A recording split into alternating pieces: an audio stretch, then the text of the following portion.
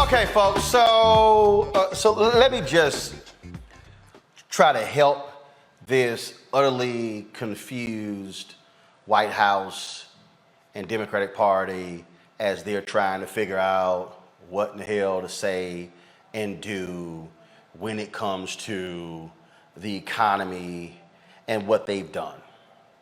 So President Biden is saying that look how we've gotten unemployment numbers so low. Very true. But as DeMario said, that means absolutely nothing when you're looking at the price of gas, the price of food, things along those lines. Now, let's walk through this here. So I was reading a piece over the weekend. Reverend Dr. William Barber sent this to me. And this is the headline: Can Beasley become North Carolina's first black U.S. Senator? 3 views on what she needs to do. Now, this is in the News and Observer. Now, this is something that Reverend Barber said in the piece that I believe is absolutely true. First of all, another person said that in the piece, you've got to talk to the other 65% of the electorate, not just the right wing of the Republican Party, as Trump tends to do. Reverend Barber says in the piece that 45% of North Carolinians are poor or low wealth, a share of the electorate that he said is, quote, the sleeping giant that needs to be awoken. In the piece, he says point blank that Sherry Beasley should run on guaranteeing workers a living wage, paid family leave, access to health care, and economic justice. He says, quote, if any candidate is afraid to say the word poor and can only say the word middle class, then that candidate will not deserve to win because they are willing to write off nearly half the state. That right there is one of President Biden's fundamental problems. Because see, what he does is he does what centrist Democrats have done for decades. The middle class, the middle class, the middle class, the middle class, the middle class. And I get it, but numbers don't lie. If Barbara lays out that nearly half of all people in North Carolina are low-wage workers, you might want to talk to them. Since Biden has gotten in the White House, there's been this back and forth, this jockeying to meet with Reverend Barber and Reverend Liz Theo Harris. And the White House has been wanting to meet with Barber as well as Liz individually. Listen to what I just told y'all. They have been wanting to meet with them individually. But Reverend Barber and Reverend Liz Theo Harris, they constantly say that no, we bring affected people with us. So if you want to meet with us, you got to meet with them. That's sort of like somebody saying, you know what, I don't want to meet with Mustafa's group. Let me just meet with Mustafa. And so therefore, if I only meet with Mustafa, then I can say I met with Mustafa's group. And he's like, no. My group wasn't there. You just met with me. See, y'all, where Biden and the White House and the Democrats are totally ignoring this reality is that if you talking to the people out there who ain't voting and you saying to them, this is what I'm going to do, you're going to stand a better shot of turning them out than turning somebody over here who can afford a Tesla. Y'all, this really ain't that hard. The Poor People's Campaign, their mass march is June 18th. I'm sorry, 18 days. If you the White House, you know what the smartest thing to do? The smartest thing if you the White House is to say on the week of June 13th through the 19th, we're going to hold a White House summit on poor and low wage workers. And if you Biden and you got your plan to address inflation, that's what you talk about it. I'm just saying, kind of makes sense. I'm just saying that when you run around touting, and I told y'all this before, he goes to North Carolina A&T, and he's touting all this money they gave HBCUs, but he talks in general. He gives the whole number. Anybody know how a good preacher does that thing? You don't just talk about stuff in broad terms, you get specific. If you Biden and you gave money to North Carolina A&T, and you gave money to St. Augustine, and you gave money to Winston-Salem State, and you just start name dropping, y'all got money, y'all got money, y'all got money. You don't say, my administration, we've given $6.8 billion in the last two bills to historically black colleges, universities, and minority serving institutions. No! I showed y'all the numbers. Alabama colleges have gotten more money than anybody else. Joe, go to Alabama. Florida A&M has gotten a whole lot of money. Go to Florida. Like, I literally do not understand what their thinking is if you're talking about the economy. You got to engage the people. The White House loves talking about, oh, Biden, his empathy. Empathy is not going to feed you. But if you are laying out our food program, if you laying out what's happening,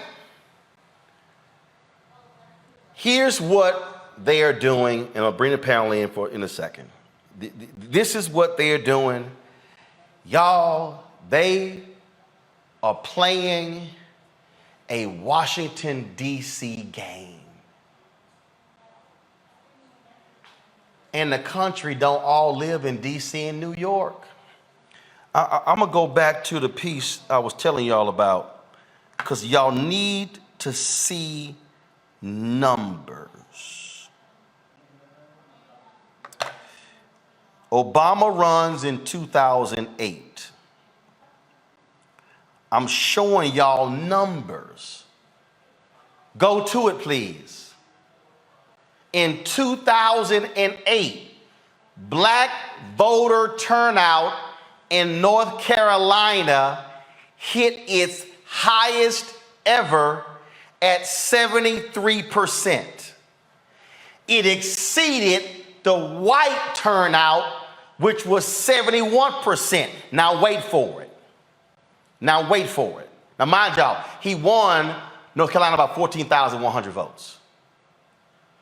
But y'all see what happened in 2020.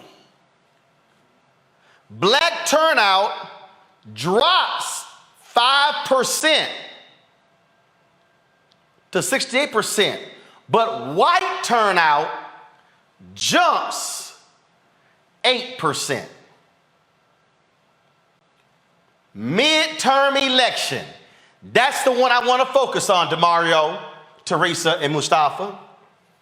In the last midterm election in 2018, 48% black turnout, 56% white turnout. So 2008, 73% of black people turn out for Obama. A 25% drop in the 2018 midterm. But check this out. 71% white in 2008.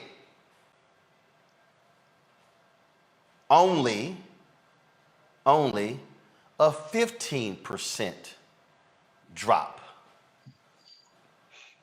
So Biden, DNC chair Jamie Harrison, the head of the DSCC, the head of the DCCC, the head of Democratic Governors Association, the head of Priorities PAC, Emily's List, and all y'all Democrats and progressives who are spending money paying largely white consultants to tell you to run ads. And these are the same white consultants who are talking on background and off the record to Politico and Axios saying we gonna get killed. You gonna get killed, put it back up. You gonna get killed because of that number right there. You gonna get killed because it's gonna be a dramatic drop off in the midterm elections. That's because you have not talked to the very people to explain to them why your policies matter. And I can tell you this here, that white turnout, oh, these folks are hankering for Donald Trump. Oh, they gonna turn out. And if y'all sitting down, y'all 2 blocks away at 1600 Pennsylvania Avenue, I ain't got a problem with having a meeting. It's just 2 damn blocks.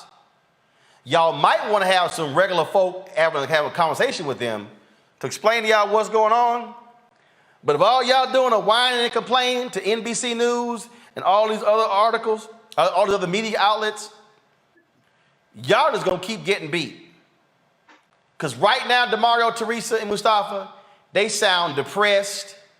They sound, oh my God, the roof is falling in. Oh my God, we're gonna lose. Oh my God, it's just so awful. And that's because y'all keep trying to play or run a 1988 strategy in 2022. Teresa, you first. Yeah, it's clear that the strategies of the past are not focused on the future needs of the people. And part of it is we got to get away from that traditional mindset. That's why we've been seeing this entirely new progressive movement. We've been seeing different individuals that have been picking apart, different legislation pieces, i.e., Joe Manchin and the rest of the gang who decides to say that they're Democrat one minute and then the next they're voting on Republican lines. But also locally, we've been seeing a lot of these situations where we are having, incumbents leaving office with some of the help of those local leaders who's helped gentrify a certain area. I know this is not just not happening in Philadelphia, but it's happening in communities across states where the old way of thinking, when they were selling people's properties for less than $1, and now we're seeing other people of color being put out of their homes and their properties that they can't even build generational wealth. So with this type of thinking and not modernizing tools, not bringing in new advisors, not seeking new ideas or asking the right questions or doing the right polling, or just even in the lamest sense, just doing basic campaigning, basic door knocking, reaching the people where they are.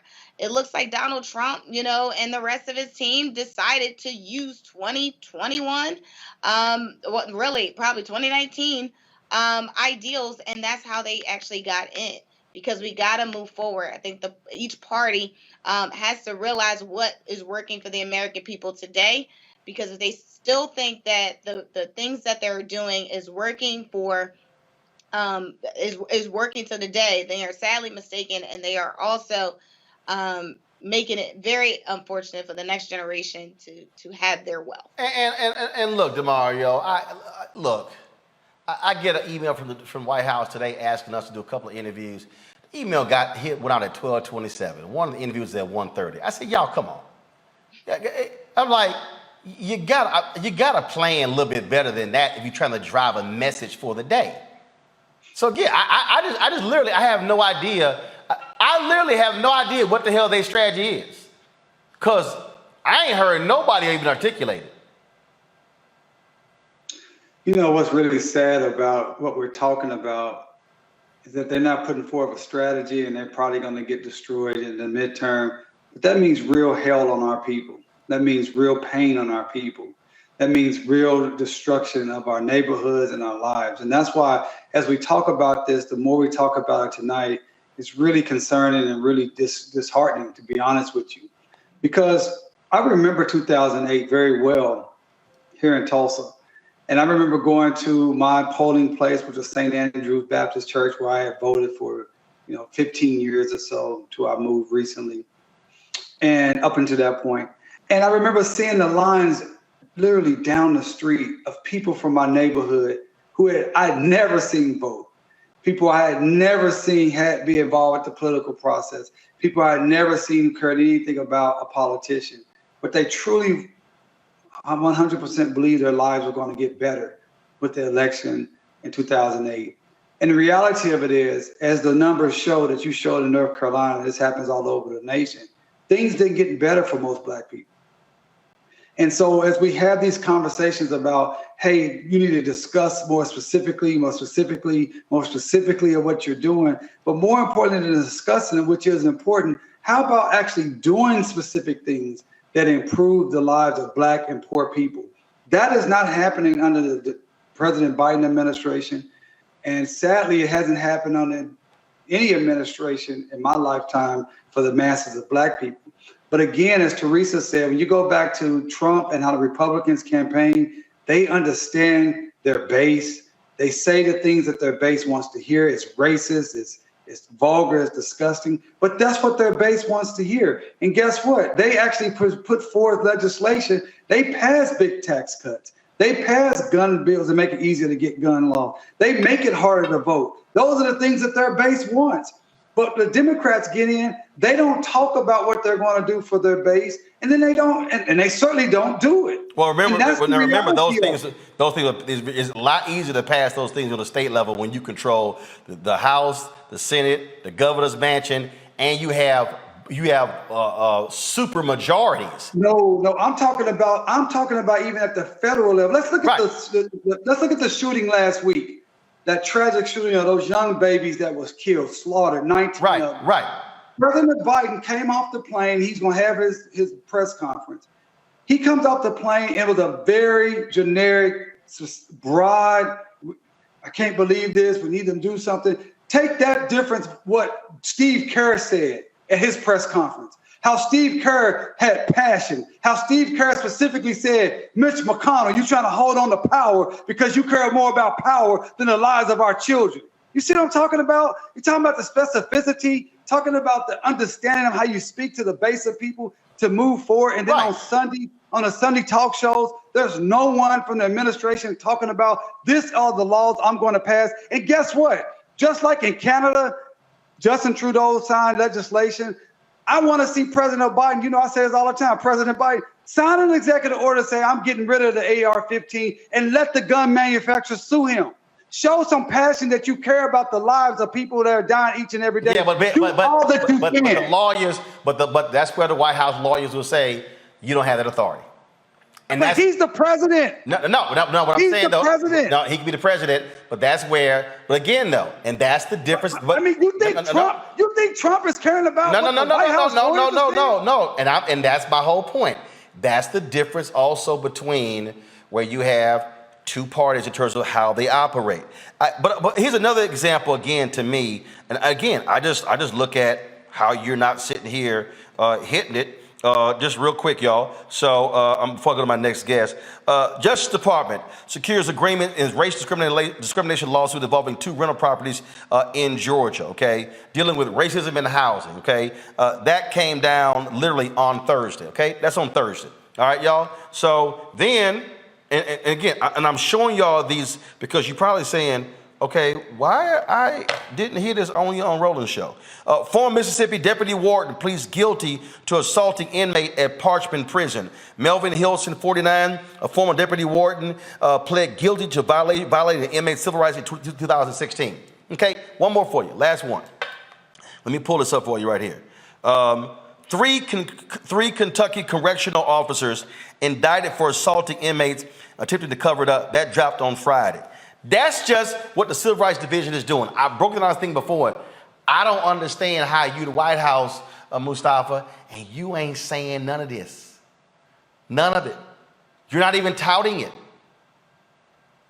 It's a missed opportunity. I mean, we continue to say that, but, you bring these things forward, then you talk about the additional steps that, whether we're talking about the Department of Justice or one of the other agencies or departments is doing, and then you also link it to, and here are the resources that we've got out there, and here's how it's helping to make change, or here's how your vote, when you get judges in place, or when you get these other people in place, Yep. and how we do it all together.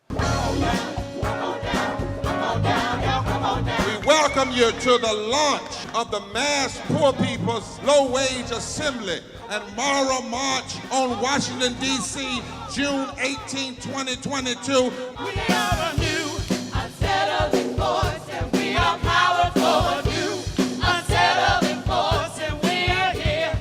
We're rising up to demonstrate the compelling power that we, poor and low-income people, have to reconstruct society from the bottom up. And we need to do it with the loudest voices possible, the biggest actions possible. Because we know that there is no scarcity in this land. The only scarcity is the moral will to do what's right. Hold on, just a little while longer. We are those with sub-minimum wage jobs who can't afford sky-high rent. People with disabilities are the fastest growing minority group. It's crazy to me that in 2021, it's still legal for workplaces to pay a sub-minimum wage to people with disabilities. There are still so much trial and tribulations that we go through as Indigenous people. We can't get a decent wage to sustain ourselves, nor can we get adequate housing. Veterans across this nation say enough is enough. We can't pat essential workers on the back on one day and then cut their health care the next day. Health is a political choice. What more do I need to do to prove that my voice is just as valuable as anyone else's? There are still forces in denial that would try to slow walk our transition to a clean economy and a just future for us all. We have an immoral system run by immoral people. But together we walk, and we fight. It's time for a change! Reconstruyamos esta gran nación! See, we are people of resilience. As we fight these interlocking injustices together, When we work together, mobilize together, and rise together, we become a voice for the voiceless, and we become an agent of change in a time where great change is needed. We need the third reconstruction to ensure that deaf people, people with disabilities, and all people can have the right to live and to thrive. We know what they are doing, but the question is, what are we going to do? Reconstruction begins when we change our mentality and say it's time for you to get your foot off of my neck.